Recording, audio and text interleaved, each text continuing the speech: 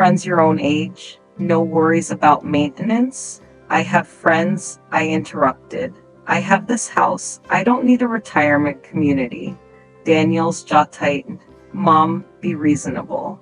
You're not getting any younger. What happens when you can't climb the stairs anymore? When you can't drive? Then I'll figure it out. By yourself, if I have to. The conversation ended there, but the seed had been planted. Over the following months, Daniel became more insistent. He'd point out every crack in the plaster, every squeak in the floorboards, every sign that the house was aging. He started bringing contractors by without asking, getting estimates on roof repairs and foundation work. When I told him to stop, he'd sigh and say he was only trying to help. Veronica, meanwhile, became more involved. She'd show up unannounced, sometimes with Daniel, sometimes alone. She'd walk through the house, commenting on how much space was going to waste, how the furniture was outdated, how I could get a good price if I sold. Once I caught her measuring the living room. When I asked what she was doing, she laughed and said she was just curious. Then, 2 years ago, everything changed. Daniel called me on a Tuesday morning. His voice was tight, urgent. Mom, I need to talk to you about something. Can I come over? He arrived an hour later with Veronica. They sat across from me in the living room, and Daniel looked more serious than I'd ever seen him. We're in trouble, he said. Financial trouble. My heart sank.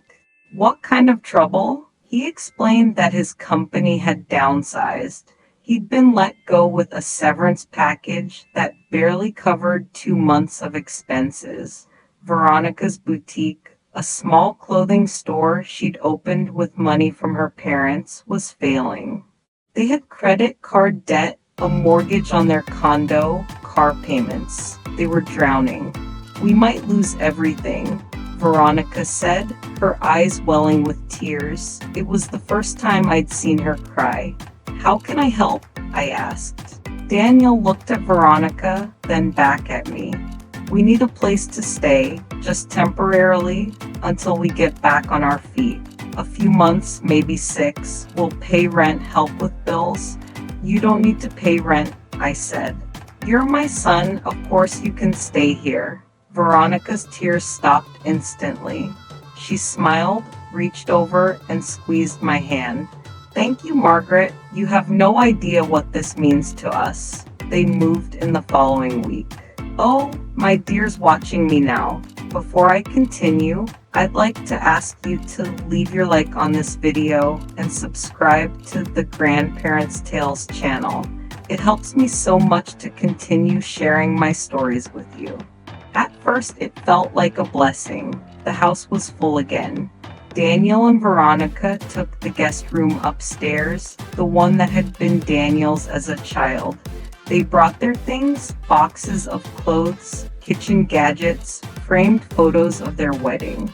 Veronica rearranged the guest room, painted the walls a pale gray, hung new curtains. I didn't mind, it was their space after all.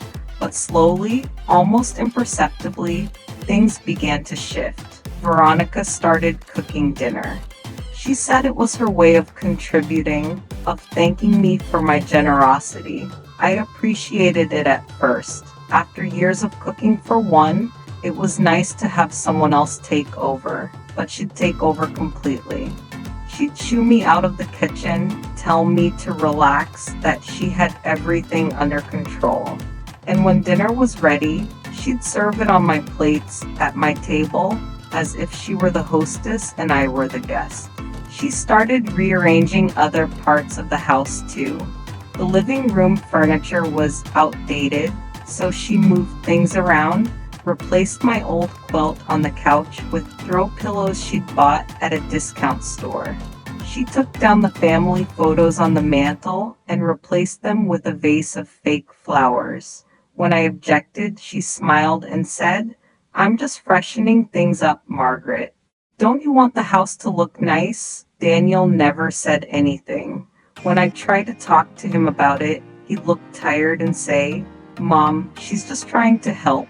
Let her feel useful." So I let it go. I told myself it didn't matter. They were family. This was temporary, but temporary turned into 6 months, then a year, then 2. Daniel found a new job, but it paid less than his old one. Veronica's boutique closed, and she never looked for other work. They stopped talking about moving out. When I'd bring it up gently, Daniel would say, "Soon, Mom. We're just waiting for the right opportunity." Meanwhile, they'd taken over more of the house. Their boxes filled the attic. Veronica's clothes hung in the hall closet.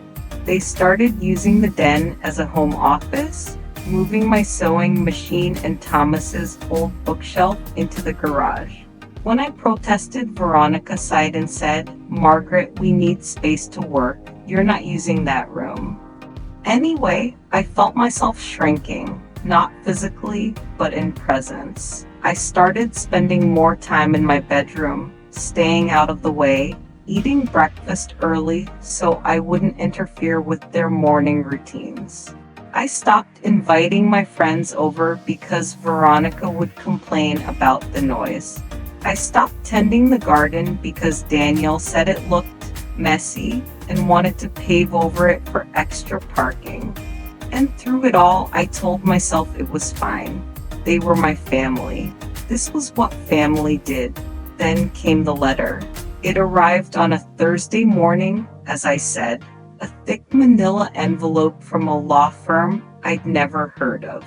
I opened it standing in the hallway, the morning sun slanting through the window. The first page was a legal notice. The second was a property deed. My property deed. The farmhouse, my home, the place where I'd lived for 43 years, had been transferred into Daniel and Veronica's names. 6 months ago, the signature at the bottom, shaky but legible, was mine. I didn't remember signing anything. I read the letter 3 times, my hands shaking, my heart hammering in my chest. There had to be a mistake, some clerical error. I would have remembered signing away my house. I would have remembered something that important. But there it was, in black and white. The farmhouse no longer belonged to me. I don't know how long I stood there. Eventually, I heard footsteps on the stairs. Veronica appeared, dressed in yoga pants and a sweatshirt, her hair pulled back in a ponytail. "Morning, Margaret," she said brightly. Then she saw my face. "What's wrong?" I held up the letter. My voice came out small, unsteady. "What is this?" She walked over, glanced at the papers, and her expression shifted. Not surprise, not confusion, just a flicker of something cold. "Oh," she said, "that. I was going to talk to you about it." "You were going to talk to me about signing over my house?" Daniel came down the stairs, still in his pajamas. "What's going on?" I shoved the letter into his hands. "Did you know about this?" He scanned the pages, his face going pale. "Mom, it's not what you think." "Then what is it?" Veronica stepped between us, her voice calm, measured. "Margaret, you signed those papers last year.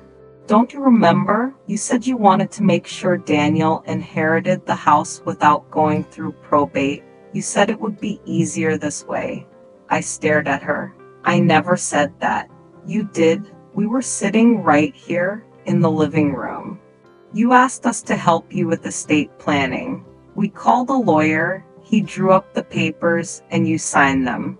"I don't remember." "Of course you don't," she said gently, as if speaking to a child. "You've been forgetting a lot of things lately, Margaret. We've been worried about you." My mind raced. Had I forgot? I'd been tired, stressed. Sometimes I'd walk into a room and forget why I was there. But signing over my house, surely I would have remembered that. Daniel put a hand on my shoulder. "Mom, we were trying to protect you. The house is in good hands. It's still your home. Nothing's changed." "Everything's changed," I whispered. "This isn't my house anymore. It's yours." Veronica's smile was tight. Technically, yes, but like Daniel said, nothing's changed. You're still living here. You're still part of the family. The way she said it, part of the family, made my blood run cold. Tell me in the comments what little town you're watching from and what time of day this video found you. Was it early morning with coffee, after lunch while resting, or in the evening before bed? I read every comment, and they truly mean more to me than you know. Over the following days, I tried to make sense of what had happened. I went through my papers, my old files, looking for anything that might explain how I'd signed away the house without remembering it. I found nothing, no lawyer's card, no drafts of documents, no notes in my handwriting, just that one deed, signed and notarized, sealing my fate. I called a lawyer of my own, a kindly man named Richard Patterson who'd handled Thomas's will. I explained the situation, my voice shaking over the phone. "Margaret," he said gently, "do you remember signing the deed?" "No." "Were you coerced?" "Threatened?" "I don't think so. I don't remember." There was a long pause. Without proof of coercion or mental incapacity at the time of signing, it's going to be very difficult to reverse this. The deed is legal. It's been recorded with the county. Unless you can prove you weren't of sound mind when you signed, or that you were manipulated in some way. But I was manipulated, I said. They must have. Can you prove it? I couldn't. Richard suggested I move out, find a small apartment, start fresh. But where would I go? This was my home. And if I left, I'd be admitting defeat. I'd be letting them win. So I stayed, but everything was different now. Daniel and Veronica stopped pretending to be temporary guests. They started talking about renovations, knocking down walls, updating the kitchen, replacing the old windows.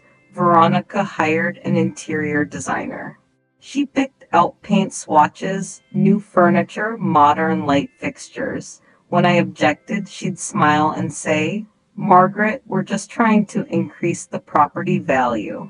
You want the house to be worth something, don't you?" I stopped objecting.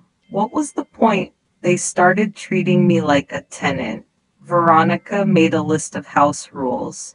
No guests without permission, quiet hours after 9 p.m., keep my belongings confined to my bedroom. She posted it on the refrigerator, right next to a photo of their wedding. I felt like a stranger in my own home. Every room held memories of Thomas, of raising Daniel, of building a life. But those memories felt hollow now, like ghosts haunting a place that no longer belonged to them. I spent most of my time in my bedroom. I'd sit by the window, looking out at the garden that was slowly being paved over for a new driveway, and I'd wonder how it had come to this. How had I let them take everything from me? Then, one evening, Veronica knocked on my door. "Margaret, can we talk?" I opened the door. She stood there with a folder in her hands, her expression unreadable. "Daniel and I have been discussing our future," she said. "We think it's time we had our own space. Real privacy, you know? So we've decided to turn the upstairs into a master suite. We'll be moving into your bedroom." I felt the blood drain from my face. "My bedroom? We'll help you move your things to the guest room downstairs. It's smaller, but it'll be more convenient for you. No stairs to climb. That's Thomas's in my room," I said, my voice barely above a whisper. "We slept there for 38 years. She smiled. "I know it's an adjustment, but think of it this way. You'll have the whole downstairs to yourself. More privacy. This is my house." Her smile didn't falter. "Actually, Margaret, it's our house, and we're trying to make it work for everyone." I wanted to scream. I wanted to shove her out the door and lock it behind her. But what good would it do? The law was on their side. I had signed the papers, even if I didn't remember doing it. so I moved. I packed up my clothes, my jewelry box, the framed photo of Thomas. I took my books, my sewing basket, the quilt my mother had made for my wedding. I carried everything downstairs to the guest room, a narrow space with a single window that looked out onto the neighbor's fence. That night, lying in a bed that wasn't mine, in a room that felt like a prison, I cried for the first time since Thomas died. I cried for my home, for my son, for the life I'd lost without even realizing it was slipping away. But as I lay there in the darkness, something shifted inside me. The grief began to harden into something else, something sharper, colder, resolve. I thought about everything that had happened, the slow erosion of my autonomy, the manipulation, the way they'd made me feel like I was losing my mind. And I realized something. They'd underestimated me. They thought I was weak, confused, easy to control. They were wrong. The next morning, I got up early. I made coffee the way Thomas used to make it, strong and black. I sat at the kitchen table, the same table where I'd raised my son, and I made a plan. I started going through my old files again, more carefully this time. I found bank statements, utility bills, receipts. I found a calendar where I'd noted doctor's appointments, grocery runs, visits with friends. I found proof that I'd been lucid, organized, capable. I made copies of everything. I put them in a folder and locked it in the old filing cabinet in the garage, the one Veronica hadn't bothered to go through. Then I called Richard Patterson again. Richard, I need to ask you something. If I could prove that I was mentally sound when I signed those papers, that I had no reason to give away my house, would that help? There was a pause. It might, but you'd still need to prove manipulation or undue influence. And that's very hard to do. What if I could get them to admit it? Admit it how? In writing or on tape? Another pause. Margaret, what are you planning? I smiled, even though he couldn't see me. I'm planning to get my house back. Over the next few weeks, I played the role they expected me to play. I was quiet, compliant, unobtrusive. I didn't complain when they started remodeling the kitchen. I didn't object when Veronica hired movers to haul away Thomas's old furniture, but I was watching, listening, gathering evidence. I started recording conversations. Not with a fancy device, just the voice recorder app on my old flip phone, the one Daniel had taught me to use years ago. I'd keep it in my pocket, press record, and let them talk. Veronica was the easiest. She loved to brag. When her friends came over, she'd give them a tour of the house, pointing out all the changes she'd made, talking about how she'd convinced me to sign over the deed. Margaret didn't even realize what she was doing. I heard her say one afternoon, her voice dripping with condescension. She's losing it, you know? Daniel and I figured it was better to get the house in our names before she did something stupid, like leave it to some charity. Her friend laughed. Smart move. My sister did the same thing with her mother-in-law. I stood in the hallway, phone in my pocket, and listened. Every word was another nail in their coffin. Daniel was harder. He didn't brag, but he was careless. One evening, I overheard him on the phone with Veronica's brother. Yeah, we got the house transferred last year, he said. Mom was a little out of it, you know? We just told her it was for estate planning. She didn't ask too many questions, and she's still living there for now. But once we finish the renovations, we're thinking about moving her into a retirement home.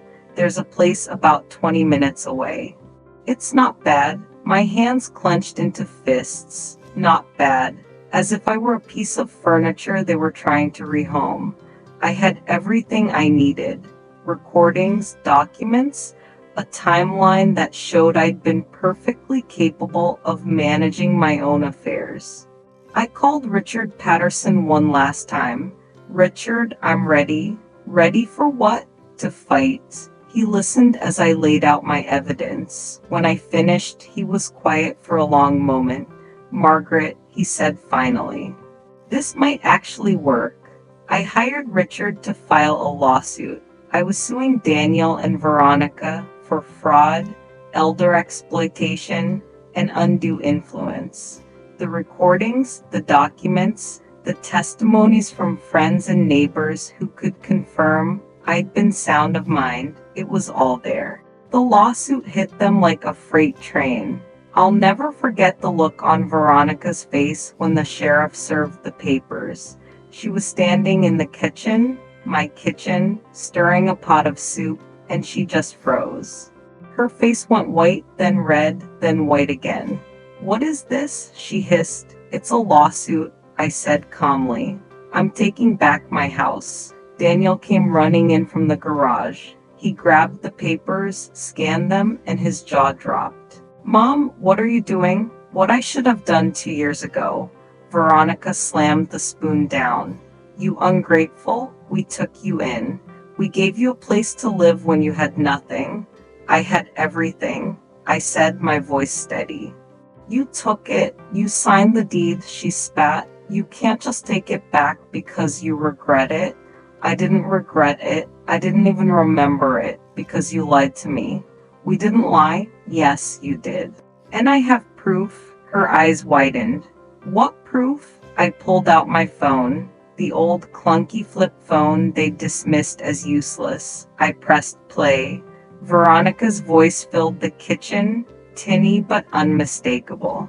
"Margaret didn't even realize what she was doing. She's losing it, you know?" The color drained from her face. Daniel looked like he might be sick. "You recorded us," he whispered. I documented the truth. The trial took 6 months. 6 long, agonizing months of depositions, hearings, testimonies. Daniel and Veronica hired a lawyer, a slick man in an expensive suit who tried to paint me as a confused, vindictive old woman. But Richard was better. He presented the evidence methodically, calmly. The recordings, the documents proving I'd been managing my affairs competently. The testimonies from neighbors who'd seen Veronica moving in and taking over. And he called me to the stand. I sat in that courtroom under the harsh fluorescent lights, and I told my story. I told them about Thomas, about building a life in that house, about letting my son and his wife stay because I thought it was the right thing to do, about slowly losing control, bit by bit, until I woke up one day and realized I didn't even own my own home anymore. I didn't cry. I didn't yell. I just spoke the truth. The judge, a woman in her 60s with sharp eyes and a no-nonsense demeanor, listened intently. When the evidence was presented, when the recordings were played, I saw her expression harden. When it was Veronica's turn to testify, she tried to charm her way out of it. She cried, claimed she'd been trying to help, that she loved me like her own mother. But the recordings didn't lie. In the end, the judge ruled in my favor. The deed was declared fraudulent, obtained through manipulation and undue influence. The house was transferred back into my name. Daniel and Veronica were ordered to vacate within 30 days. I sat in that courtroom, listening to the judge's decision, and I felt something I hadn't felt in 2 years. Relief. My dear ones, before I say goodbye, I want to make a special request. Please subscribe to the FIRESIDGRANDMAA STORISS and turn on the notification bell. Each new subscription is like a light against the silence that protects abusers. If this story touched you, please share it with someone who may need to hear it. And leave the word mother in the comments so I know you stayed with me until the very end. Your confirmation helps these stories reach the people who need them most.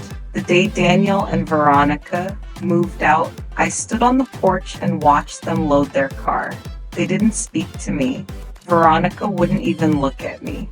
But Daniel paused at the bottom of the steps. He turned, his face a mask of shame and anger. "I'm sorry, Mom," he said quietly. "Are you?" I asked. He didn't answer. He just got in the car and they drove away. I stood there for a long time after they were gone. The house was mine again, truly mine, but it felt different now. Emptier somehow, not because they were gone, but because something irreparable had been broken. I spent the next few weeks putting the house back together. I repainted the walls the colors they'd been before. I brought my furniture back from the garage. I replanted the garden. It wasn't perfect. Some things couldn't be undone. The floorboards Veronica had torn up. The photos Daniel had thrown away. The time I'd lost. But it was mine. One evening, as I sat on the porch watching the sunset, my neighbor Mrs. Patterson came by. She was a sweet woman in her 70s who'd lived next door for as long as I could remember. "Margaret," she said, settling into the chair beside me, "I wanted to tell you I'm proud of you. What you did took courage." "I didn't have a choice," I said. "Yes, you did. You could have let them win. A lot of people would have." I looked out at the garden, at the tomatoes just beginning to ripen, at the maple tree standing tall and strong despite its age. "I'm not a lot of people," I said. She smiled. "No, you're not." We sat in comfortable silence for a while, watching the sky turn from pink to purple to deep blue. "Do you think Daniel will ever come back?" she asked. I thought about that, about the boy who'd called every Sunday, who'd mowed my lawn and fixed my faucets, about the man who'd stolen my home and called it protection. "I don't know," I said honestly. "Maybe, maybe not. But I can't spend the rest of my life waiting for him to become the son I thought he was. And if he does come back," I looked at her, "then he'll have to earn his way back in. Not as a son who's owed something, but as a man who understands what he did." She nodded. "That's fair." The sun dipped below the horizon and the first stars appeared. I thought about Thomas, about what he would have said if he'd seen what happened. He would have been heartbroken, but I think he would have been proud too. Proud that I'd fought back. Proud that I hadn't let them erase me. As I sit here now, in my small sitting room with the lace curtains and the afternoon light, I think about what I've learned. About trust and family and the fine line between love and exploitation. I learned that sometimes the people who hurt us most are the ones we die to protect. That silence can be a weapon, and that speaking up, even when your voice shakes, is an act of survival. I learned that home isn't just a building, it's autonomy. It's the right to make your own choices, to live your own life, to be treated with dignity and respect. And I learned that it's never too late to fight for yourself. The house is mine again. Some nights I still hear Thomas's voice in the creak of the floorboards, in the way the wind rattles the shutters. Some nights I sit at our old table and imagine Daniel as a boy, doing his homework, laughing at something silly.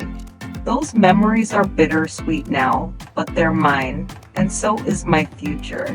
If you're listening to this and you're facing something similar, if someone is trying to take your home, your voice, your life, I want you to know something. You are not powerless. You are not too old, too confused, too weak. You are stronger than you know, and you deserve to live your life on your own terms, in your own home with your own dignity intact. Don't let anyone convince you otherwise. Fight back. And when the dust settles, when you're standing in your own home, truly yours, you'll know it was worth it. The silence won't be empty anymore. It will be peace.